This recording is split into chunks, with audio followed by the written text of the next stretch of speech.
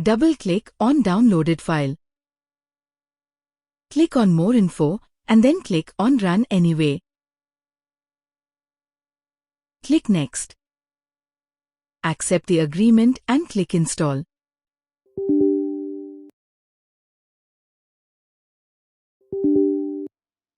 Here USB is already selected.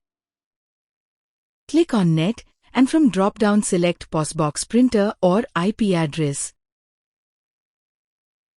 Click on Install. Printer installation is completed. Now go to Settings. Click on Bluetooth and Devices. Click on Printers and Scanners. Here you can see that PosBox printer is installed. Click on that. Click on Print Test page to check connectivity of the printer.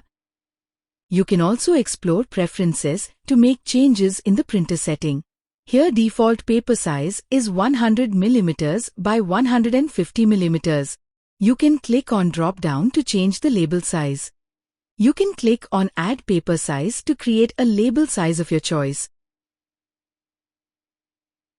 In Print option, you can change speed and darkness of the printer. Cutter setting can be modified if your printer has auto cutter. In the cutter option, you can change if it should cut in the end or after each print. Hope this video was helpful.